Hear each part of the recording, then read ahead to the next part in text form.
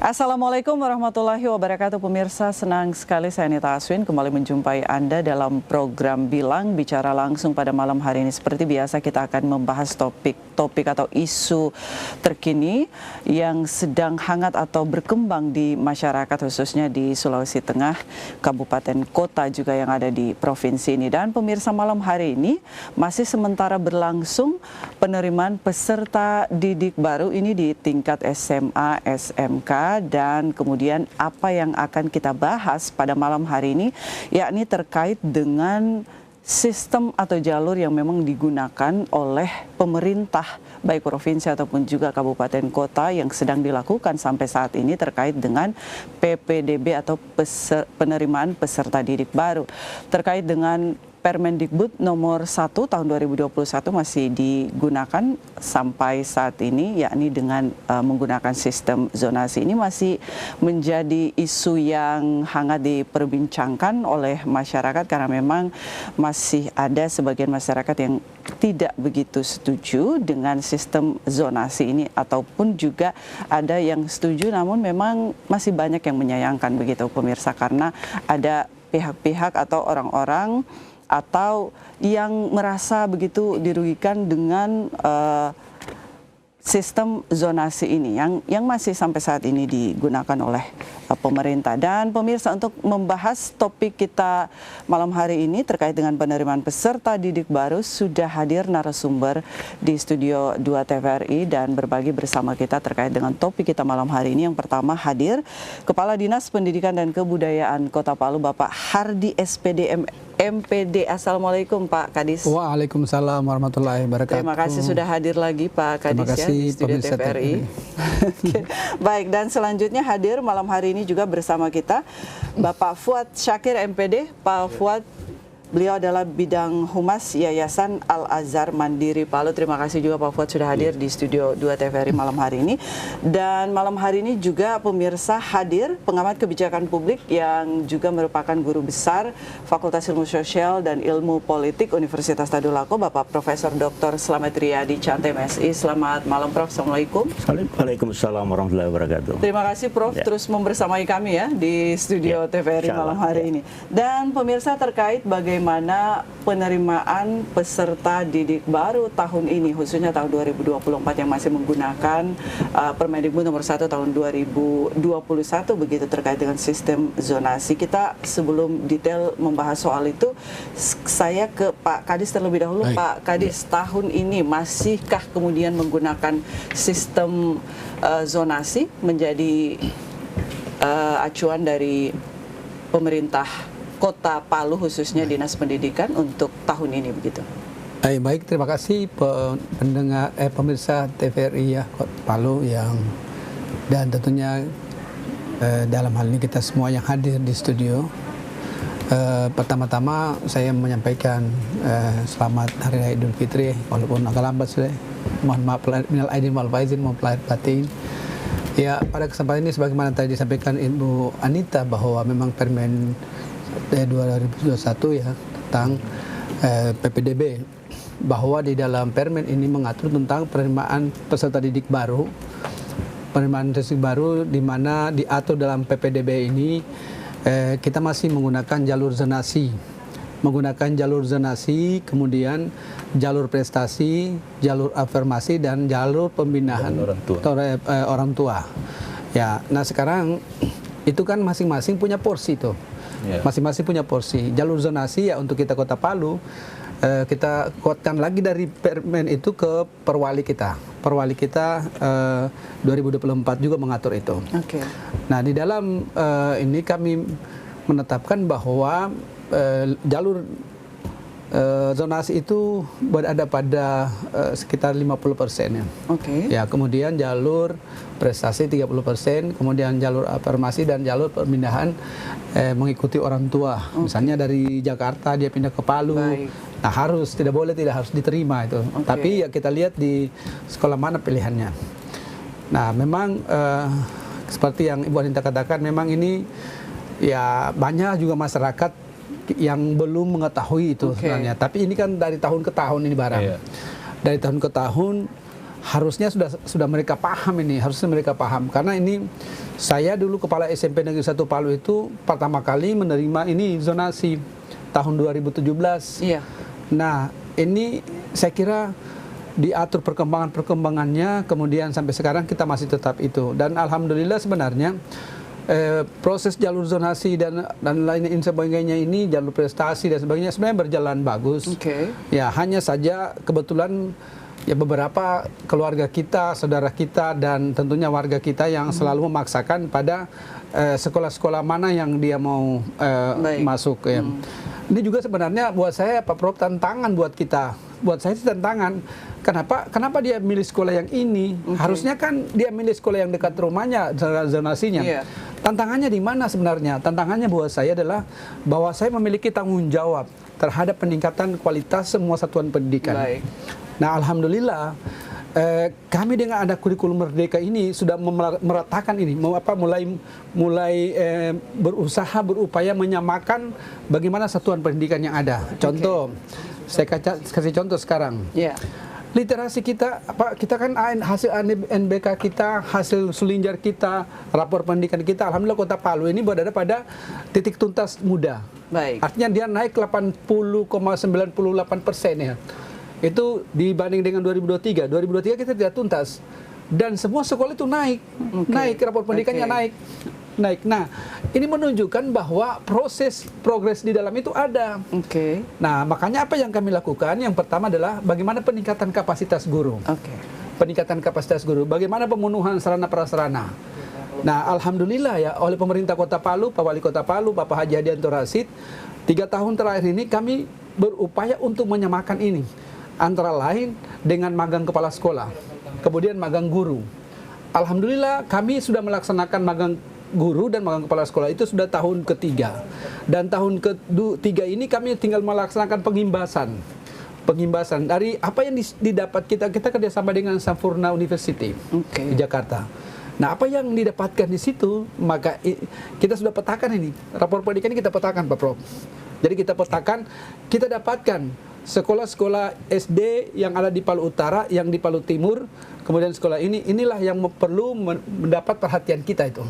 Perhatian kita dalam artinya misalnya rekomendasi dari hasil ANBK ya.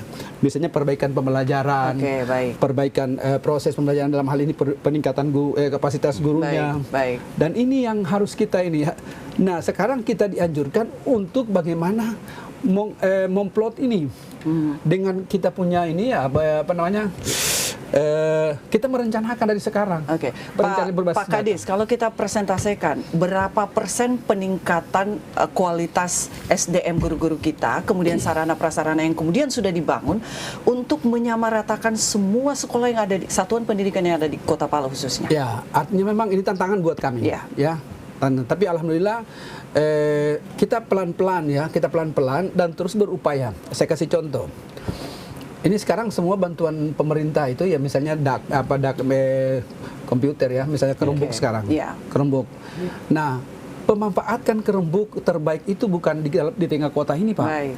Itu ada di SDN Impres Batu Sampung di perbatasan. Nah, kenapa? Karena di sana ini juga pentingnya manajemen kepala sekolah. Nah, alhamdulillah ya, aturan sekarang untuk mengangkat kepala sekolah ya betul-betul ketat, Pak. Dia melalui tes kompetensi kepala sekolah ya, kemudian guru penggerak. Alhamdulillah guru-guru yang kita tempatkan itu memang guru penggerak, dia mampu bagaimana menjadikan dirinya sebagai pemimpin pembelajar. Jadi dia menguasai manajemennya, kemudian kompetensi kepribadiannya, kompetensi sosialnya, dan kompetensi profesional ini kita harapkan ini. Nah, dengan manajemen yang bagus pasti dia bisa mengeksplor ini. Nah, dan kemudian kita evaluasi. Cara saya mengevaluasi dan teman-teman di Dinas Pendidikan, kita suruh presentasi mereka. Saya kira-kira apa hasil yang dicapai oleh kepala sekolah ini selama 6 bulan gitu, atau paling itu selama 1 tahun. Nah, kita suruh presentasi, ini capaian-capaian kami, ini capaian-capaian kami. Yang mana belum dicapai ya itu yang kita dorong. Ya. Jadi memang keterlibatan semua. Kalau saya ya Dinas Pendidikan Kota Palu, bagaimana keterlibatan dari aktor pendidikan. Yang pertama adalah pengawas pembina. Pengawas pembina sekarang bukan hanya melakukan lagi ini, tapi bagaimana mereka melakukan coaching, bagaimana mereka melakukan observasi. Kemudian peranan kepala sekolah, manajemen kepala sekolah itu penting sekali. Baik. Kemudian guru betul-betul bagaimana kompetensi guru itu melaksanakan tugasnya, ya betul-betul sebuah panggilannya, betul-betul melaksanakan tugasnya dengan kompetensi guru, ya, kompetensi kepribadiannya, pedagogiknya. Kemudian ini yang dipadukan menjadi satu sehingga tugas-tugas guru itu betul-betul meraih apa yang kita harapkan. Baik, Pak Kadis, namun memang sistem zonasi ini tidak berlaku di sekolah-sekolah swasta begitu ya, seperti sebut saja yayasan. Oke, saya ke Pak Fuad. Pak Fuad ini selaku pengurus yayasan dalam hal ini Al-Azhar Mandiri Palu, apakah kemudian menggunakan sistem yang diterapkan oleh pemerintah atau Yayasan Al-Azhar punya sistem sendiri begitu? Ya, sebenarnya terkait dengan penerimaan peserta didik baru ini, ya di Permendikbud 1 nomor 21 sebenarnya juga sekolah swasta di situ bisa diatur. Bisa saja diatur, apalagi dia penerima BOS, karena memang pasalnya di situ mengatakan bahwa pemerintah daerah dapat melibatkan. Nah, kalau bahasa dapat melibatkan artinya boleh ikut, boleh tidak. Boleh tidak. Ya, hanya kita sebenarnya hampir sama saja dengan negeri. Ya, yaitu menggunakan, hanya kita tidak menggunakan sonasi. Kalau di negeri kan ada sonasi tadi, kemudian ada namanya afirmasi, kemudian ada perpindahan orang tua, kemudian terakhir itu prestasi. Nah, hanya kita tidak melakukan itu. Apa yang dilakukan? Yang kita lakukan adalah kita pendaftaran memang sama-sama online, dilakukan secara online, karena itu memudahkan semua orang tua ya dimanapun dia berada untuk mengakses pendaftaran itu lebih mudah. Hanya kita ketambahannya adalah melakukan tes. Ya, kita melakukan tes. Ya, tujuannya karena kita memang sekolah swasta, kita melakukan tes itu karena memang pendaftar banyak. Begitu banyak. Sementara yang kita terima misalnya, ya katakanlah kita terima 100, pendaftar misalnya 1000. Nah, cara yang paling efektif itu dan adil dan objektif itu ya satu-satunya adalah melalui tes. Nah, makanya itu yang kita lakukan. Jadi kita swasta, kita melakukan itu mekanisme tes. Ya, seperti itu. Dari dulu hingga sampai saat ini? Dari dulu sampai saat ini. Al-Azhar menggunakan metode itu, begitu ya? Dan memang itu lebih efektif, begitu ya? Ya, kalau menurut hemat kami ya itu lebih efektif. Ya, dan itu terjadi di Al-Azhar? Iya. Baik, saya ke Pak Prof. Slamet. Prof. Slamet, ini kita melihat fenomena bagaimana Permendikbud nomor 1 2021 ini masih digunakan oleh pemerintah, khususnya Kota Palu sampai saat ini terkait dengan sistem zonasi. Ini memang kalau kita bincang-bincang tadi itu masih sangat debatable begitu ya Pak Prof ya. Ini kalau dari pandangan seorang pengamat kebijakan publik, bagaimana kemudian Pak Prof menjelaskan soal fenomena ini ke masyarakat? Iya, baik ya. Terima kasih Anita ya. Dari perspektif filosofis kebijakan ini kan sebenarnya cukup bagus ya. Dalam kerangka pemerataan akses pendidikan ya. Hanya saja memang yang menjadi debatable tadi seperti yang disampaikan oleh Anita itu adalah soal zonasi tadi itu ya.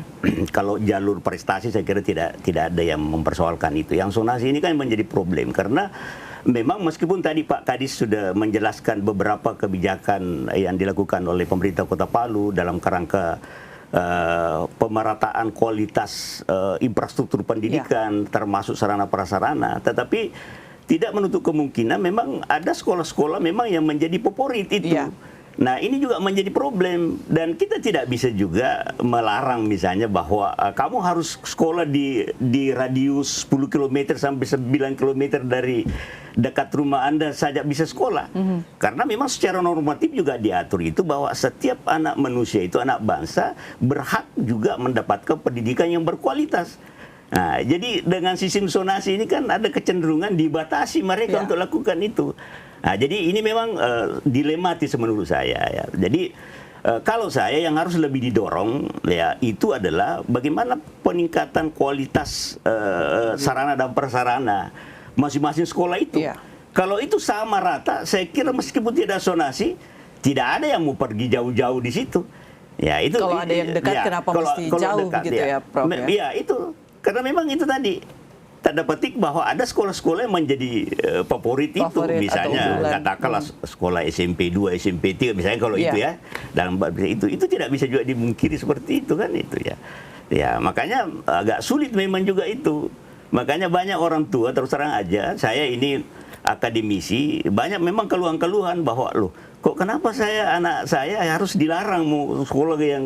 Nah, saya punya kemampuan. Ya, apalagi yang anak saya juga punya kemampuan. Kecukupan uang, anaknya juga mampu. Tapi gitu, dalam perspektif yang seperti tadi saya katakan, dalam perspektif pemerataan akses pendidikan itu cukup bagus sebenarnya ya.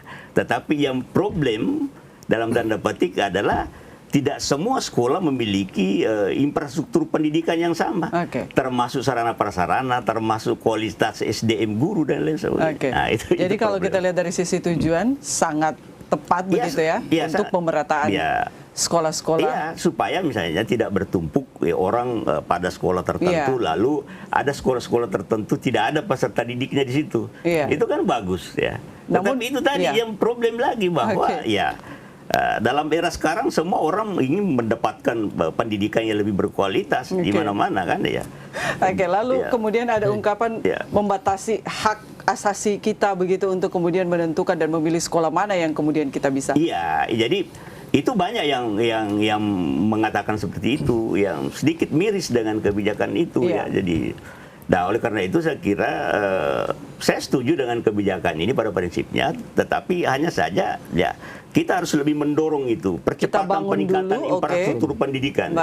Kalau itu sama rata seperti yang saya sampaikan tadi, tidak, meskipun ada zonasi, tidak ada lagi yang mau pindah ke daerah-daerah lain kan. Tidak ada yang mau ke di luar. Kalau saya tidak salah Pak Kadis ya, di aturan itu 9 sampai 10 km itu dari tempat tinggal itu ya, kita, yang batas zonasinya itu ya. Baik Pak Kadis, ini bisa ditanggapi apa yang bisa dijelaskan dari penjelasan Pak Prof? Saya kira kenapa pemerintah menerapkan zonasi ini, ya salah satunya tadi bagaimana memberikan ruang kesempatan kepada peserta didik yang ada di daerah yang ada di sekitar sekolah itu. Nah, tapi kalau misalnya kita mengatakan bahwa sekolah favorit hanya orang-orang di sekitar situ tidak bisa sekolah, ya sudah salah juga. Ya, karena kenapa? Kalau misalnya dia ada di Gatot Subroto, ketika dia tidak masuk dalam seleksi misalnya, dia otomatis dia harus pindah ke tempat sekolah lain, mungkin agak jauh ya, mungkin di Kota Palu tidak terlalu jauh, tapi kan daerah lain kan memang harus kita disamakan dengan Kota Palu kalau untuk itu. Tapi kalau misalnya dia mau ke SMP 3 misalnya ya, misalnya dia di SMP 3 tapi dekat SMP 3 kan tidak bisa, akhirnya dia cari sekolah yang dekat, yang lebih anu lagi. Kenapa?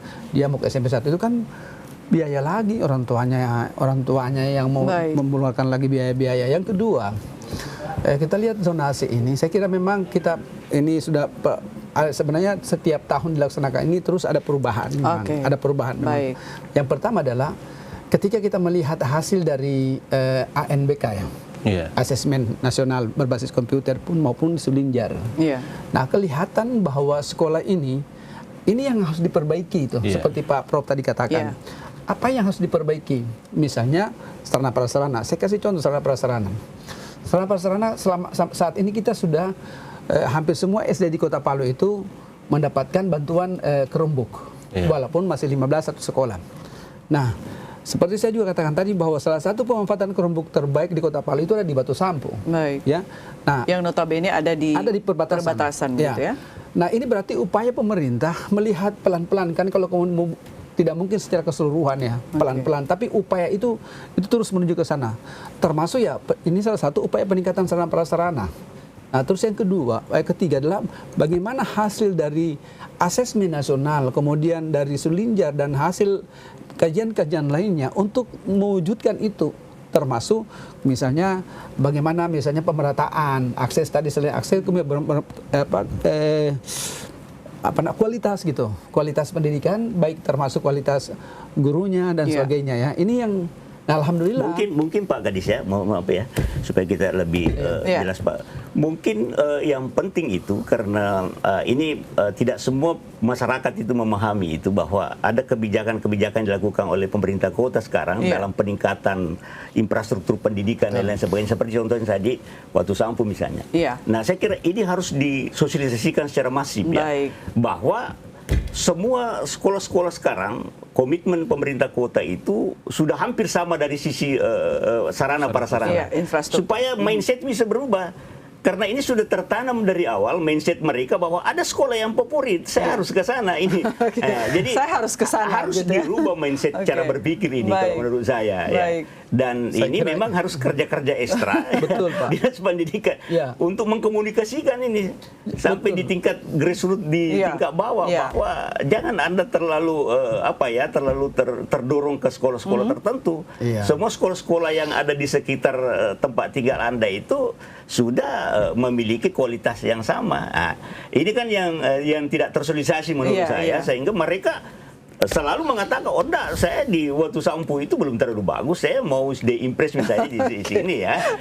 Meskipun sebenarnya secara faktual mungkin ya itu sudah sama ya, tetapi ini komunikasi dan sosialisasi mungkin ya tidak tersebar kurang masif ya. Itu tapi saya tidak tahu apakah di Dinas Pendidikan sudah melakukan itu ya. Baik. Terima kasih Pak Prof. Alhamdulillah mungkin Pak Fuad juga tahu. Bahwa upaya-upaya kami lakukan saat ini melakukan peningkatan kualitas gurunya, termasuk sarana prasarananya. Walaupun memang untuk sarana prasarana memang tidak bisa membalik telapak tangan, harus secepatnya. Tetapi untuk peningkatan kualitas gurunya itu kami komitmen betul kami lakukan, baik melalui pelatihan langsung maupun webinar. Nah sekarang upaya yang kami lakukan adalah kerjasama dengan BPMP.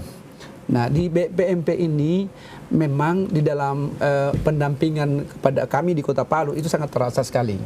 Bagaimana kita mendorong peningkatan kapasitas guru itu, dan alhamdulillah melalui webinar itu ada perubahan.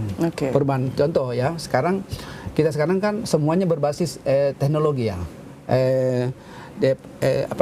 PMM sekarang, platform Merdeka Mengajar. Dengan adanya implementasi kurikulum Merdeka, kemudian seiring dengan itu yang mengawal ini lahirnya kurikulum Merdeka ini adalah PMM, platform Merdeka Mengajar. Dan di dalam platform Merdeka Mengajar ini banyak fitur-fitur yang disediakan. Misalnya ada video pembelajaran, ada pelatihan-pelatihan, kemudian ada RPP dan sebagainya, semua ada di situ. Jadi kesempatan diberikan kepada guru-guru kita untuk mengakses itu. Nah, bagaimana caranya? Caranya kita ya menyampaikan kepada guru-guru betul-betul memanfaatkan fitur-fitur itu. Nah, sehingga peningkatan kapasitas, peningkatan kualitas, peningkatan pengalaman mereka itu akan terasa melalui kegiatan-kegiatan seperti itu. Dan kemudian ketika kita melihat seperti Prof katakan tadi bahwa masyarakat itu memang masih ya mungkin karena persoalan namanya ya, nama memang dari dulu ya. Tetapi memang harus kita sosialisasikan memang. Dan alhamdulillah kalau saya ini kayak saya tadi jalan ya. Saya jalan itu di pinggir-pinggir, Pak. Di pinggir-pinggir. Saya mulai dari Tipo, saya jalan sampai di SMP 13. Ya, kemudian begitu juga SD. Memang terasa sekali memang bahwa kita bagaimana mengubah mindset teman-teman ini. Mindset teman-teman guru ini. Mengubah mindset teman-teman guru untuk bagaimana tantangan yang dihadapi di lapangan. Memang terasa sekali. Coba ada beberapa daerah yang saya kunjungi langsung.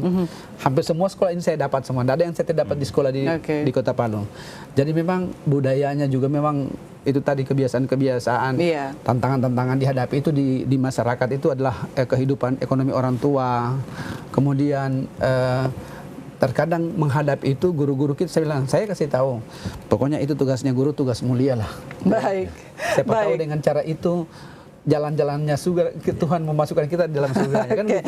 Baik Pak Kadis, kita tahan dulu. Kita buka line interaktif untuk pemirsa yang ingin bergabung bersama kami dalam Bilang Bicara Langsung pada malam hari ini di dua line telepon yang sudah kami buka untuk Anda, 0451452414 atau di 0817452414. Pemirsa, kami membahas terkait dengan penerimaan peserta didik baru dalam dialog Bilang atau Bicara Langsung pada malam hari ini. Anda dapat memberikan saran ataupun juga informasi terkait dengan topik yang kita diskusikan atau kita bahas malam hari ini. Dua line telepon yang sudah tertera di layar televisi Anda sudah kami buka, dan Anda yang ingin bergabung kami silahkan pemirsa.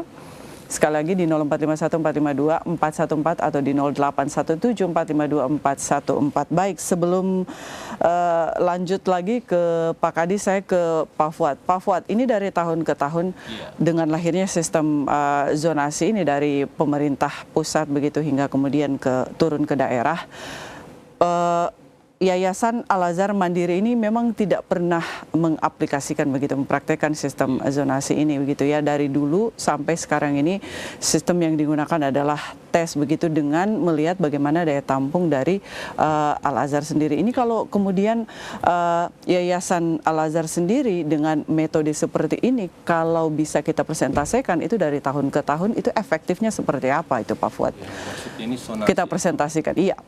Dari sistem, ya, kita lihat sistem zonasi dan kemudian sistem yang dilakukan oleh Al-Azhar Mandiri itu seberapa sukses atau efektif begitu? Sebenarnya punya plus minus masing-masing. Kalau sistem zonasi sebenarnya, ya memang tujuan pemerintah itu kan untuk pemerataan. Seperti sekolah-sekolah di luar negeri kan tidak ada istilah sekolah unggul. Semua biar yang di pelosok pun semua unggul. Nah tentu juga sebelum itu harus ada paling tidak itu pemerataan sarana prasarana, GTK-nya, tenaga pendidikan, kemudian dan sarana prasarana lainnya itu memang harus dipenuhi. Nah, kalau saya melihat apa yang dilakukan Pak Kadis saat ini itu sudah luar biasa. Sekarang kita lihat di rapor pendidikan tidak seperti dulu. Nah, kita kan kalau berdasarkan hasil ujian nasional kita menilai sekolah baik itu hanya lihat ujian nasionalnya. Padahal di balik itu sebenarnya ya banyak yang bukan siswa yang kerjakan, malah gurunya. Tapi saat ini tidak bisa dibohongi karena itu sistemnya secara acak. Jadi sistem secara acak. Nah, dan memang saya melihat kemarin rapor mutu ini bahkan yang masuk sampai 20 besar itu ada dari pelosok-pelosok dan itu tidak bisa dibohongi. Kalaupun misalnya katakanlah ada sekolah yang mengklaim dirinya hebat, tapi setelah dianalisis dari rapor pendidikan itu akan ketahuan. Di situ bagaimana suasana belajar di sekolah itu, hubungan kepala sekolah dengan guru, kemudian siswa juga kenyamanan siswa, keamanan siswa untuk belajar. Nah, di situ memang bisa dilihat. Jadi tidak ada yang bisa mengklaim bahwa sekolah saya lebih bagus. Hanya memang perlu waktu. Saya yakin nanti ke depan kalau orang sudah melihat itu ya. Baik Pak Fuad, kita tahan dulu. Kita terima dulu penelpon yang sudah masuk. Halo. Selamat malam. Assalamualaikum. Waalaikumsalam. Iya.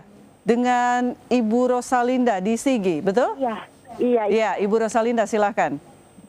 Iya, ini saya mau tanya. Ini kan pas peserta didik baru ya, terima anak masuk sekolah. Nah ini kebetulan kalau saya kan tinggalnya di Sigi. Kalau saya mau sampai anak sekolah ada di Palu dan bisa daftar di Palu atau bagaimana? Apa saya dengar-dengar tidak bisa?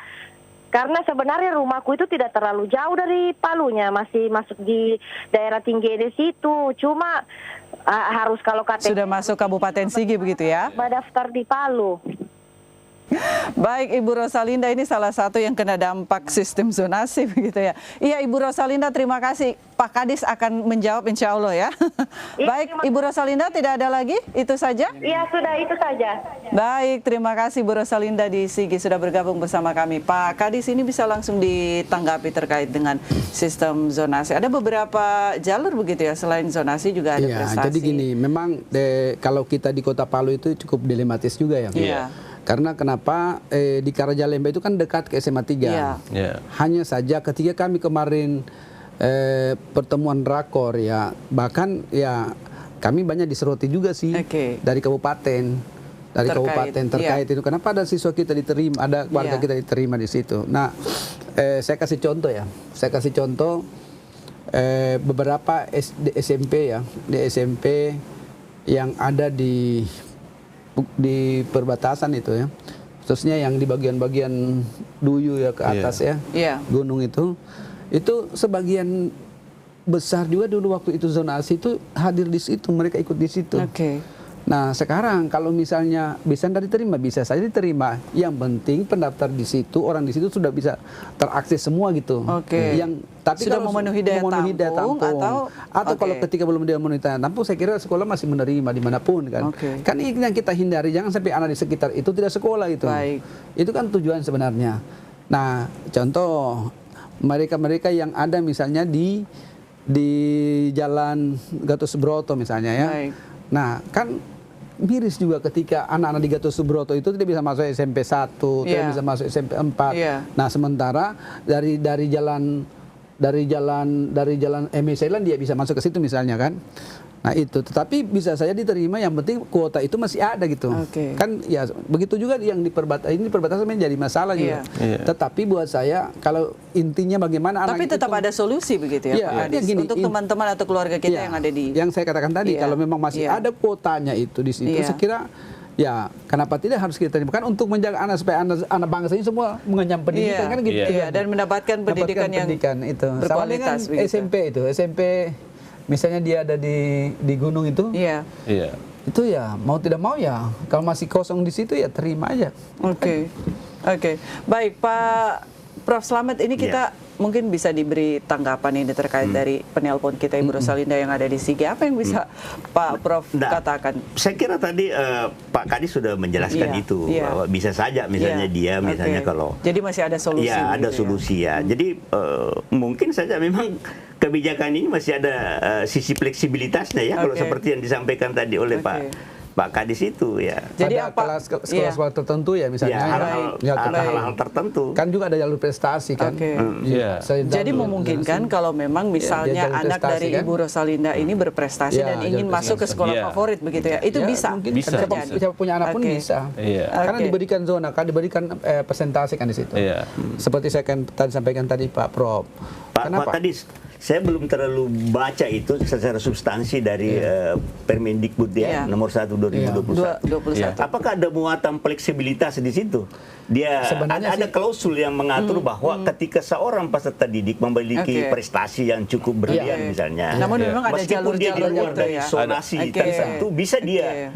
Ada jalur-jalur itu. Jadi mungkin saya tambah sedikit ya, kan di situ diatur 4 poin di situ. Yang pertama zonasi. Ya, jadi zonasi itu dia di situ minimal kalau SMP dengan SMA itu 50% minimalnya. Nah, kemudian adalah afirmasi. Afirmasi itu untuk yang kurang mampu dengan disabilitas. Nah, itu juga diperbolehkan, ada ruang. Walaupun dari manapun dia mesti ada ruang. Kemudian yang ketiga jalur perpindahan orang tua dibuktikan dengan surat pindah misalnya. Kemudian terakhir jalur prestasi. Jadi itu bisa diterima dari manapun selama dia punya prestasi, ada rekomendasi dari kepala sekolah bahwa apalagi dia punya piagam-piagam, semua bisa diterima. Jadi masih ada sisi fleksibilitasnya Pak. Ada fleksibilitasnya ada. Jadi memberikan hak kepada anak-anak yang prestasi itu. Juga afirmasi dan juga tadi ada berapa persen prestasi, afirmasi gitu ya. Di muatan afirmasinya itu kan sebenarnya ada muatan fleksibilitas di situ. Afirmasi kan itu identik dengan perlakuan khusus misalnya. Dalam tanda petik hal-hal yang tertentu. Baik, kita Bapak-bapak, ini kita sudah berada di penghujung dialog kita malam hari ini dalam program Bicara Langsung. Saya ingin mendengar closing statement dari Pak Kadis terkait dengan bagaimana kemudian kualitas pendidikan kita, termasuk bagiannya adalah, salah satunya adalah penerimaan peserta didik baru ini menjadi langkah begitu atau media untuk kemudian kita meningkatkan kualitas pendidikan anak-anak bangsa begitu, khususnya yang ada di Kota Palu. Apa yang ingin Pak Kadis sampaikan? Baik, terima kasih. Saat ini kami terus komitmen untuk meningkatkan kualitas pendidikan di Kota Palu, dan tentunya berbagai upaya yang kami lakukan selain kita juga mengikuti Permen 2021 tentang bagaimana penerimaan siswa baru ini berbasis zonasi. Kemudian dari hasil ini kita akan mengevaluasi. Kita mengevaluasi seperti yang saya katakan Fuad tadi, Pak Fuad, bahwa sekarang tidak seperti ujian nasional lagi. Ini kita melihat rapor pendidikan segala macam di center di situ. Semua di center di situ. Alhamdulillah Kota Palu tahun ini meningkat signifikan. Dia punya rapor pendidikan. Hampir semua sekolah itu naik, Pak. Berarti ini menunjukkan ada progres perubahan di situ. Nah, kita berupaya dengan adanya jalur ini menjadi bahan evaluasi kami. Nah, seperti yang disampaikan Pak Prof tadi, apanya yang harus diperbaiki? Sarana prasarana misalnya, tapi sarana prasarana yang mendukung proses belajar mengajar yang betul-betul ya. Kemudian sarana peningkatan kapasitas guru. Kemudian peningkatan proses pembelajaran di semua. Kemudian keterlibatan semua pihak ini. Pihak dalam artian pengawas, guru dan kepala sekolah, kami pun begitu. Saya kira kemudian yang terakhir alhamdulillah tahun ini Kota Palu mendapat penghargaan, ada 6 ya penghargaan. Satu adalah standar pelayanan minimal tertinggi di Sulawesi Tengah. Ya, 100%. Ini kemudian akun belajar ID tertinggi di Sulawesi Tengah. Kemudian dorongan pemerintah Kota Palu terhadap sekolah penggerak terbaik. Kemudian PAUD menyenangkan dan termasuk komunitas belajar Pak Prof. Komunitas belajar kita sudah 300 lebih ada di Kota Palu yang mungkin akan merefleksi proses pembelajaran kelemahan-kelemahannya. Saya kira baik. Itu upaya kami lakukan. Terima kasih Pak Kadis. Saya ke Pak Fuad Syakir, ini dari Yayasan Al-Azhar Mandiri, apa yang kemudian bisa disampaikan begitu kepada pemirsa, karena memang tidak bisa dipungkiri bahwa Al-Azhar ini menjadi salah satu tujuan begitu ya, pilihan favorit begitu dari masyarakat Kota Palu khususnya. Apa yang bisa Pak Fuad sampaikan terakhir? Yang pertama mungkin saya mengharapkan kepada semua orang tua di semua jenjang,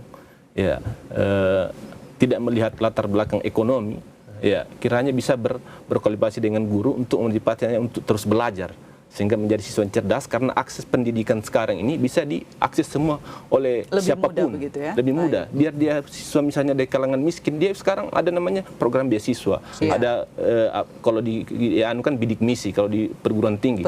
Kita pun juga begitu. Di Al-Azhar sekalipun ada, walaupun dia sekolah swasta berbayar, tapi kalau ada siswa yang cerdas, setelah kita tes dia masuk ranking misalnya 10 besar, itu dibebaskan dari biaya pendidikan, bahkan kita bantu seragam dan bukunya.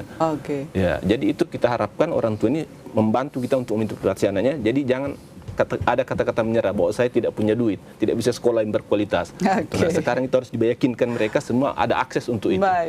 Baik Pak Fuad, saya terakhir ke Pak Prof. Selamat. Pak Prof, silakan closing statement apa yang ingin disampaikan. Salah satu prinsip utama pendidikan itu sebenarnya adalah education for all Jadi semua orang harus mendapatkan ruang yang sama Semua masyarakat, semua anak bangsa harus mendapatkan ruang yang sama Jadi tidak bisa ada masyarakat atau anak bangsa yang tidak mendapatkan pendidikan. Oleh karena itu, sekali lagi saya kira yang paling utama yang harus menjadi perhatian adalah pembenahan kualitas dan infrastruktur pendidikan itu. Baik dari sarana prasarana maupun dengan kualitas SDM itu secara merata itu saya kira. Baik, dan ini terus dilakukan atau diupayakan oleh pemerintah Kota Palu, dalam hal ini Dinas Pendidikan dan Kebudayaan, untuk terus meningkatkan kualitas begitu ya Pak Kadis Baik, dan pemirsa, ini kita sudah berada di ujung dialog kita pada malam hari ini terkait dengan penerimaan peserta didik baru yang memang sampai saat ini sistem zonasi ini menjadi debatable begitu di kalangan masyarakat kita, khususnya Kota Palu, yang kemudian merasa membatasi begitu hak dari masyarakat untuk kemudian memilih sekolah-sekolah yang menjadi pilihan atau favorit anak-anak begitu ya. Pak Prof Slamet, terima kasih sudah bergabung malam hari ini bersama kami. Pak Fuad juga terima kasih. Pak Kadis terima kasih sekali lagi, dan sukses sehat selalu untuk seluruh Dinas Pendidikan Kota Palu dan jajaran malam hari ini. Dan pemirsa, saya Neta Aswin, kita jumpa lagi dalam program Bilang dengan topik-topik menarik lainnya. Assalamualaikum warahmatullahi wabarakatuh dan sampai jumpa.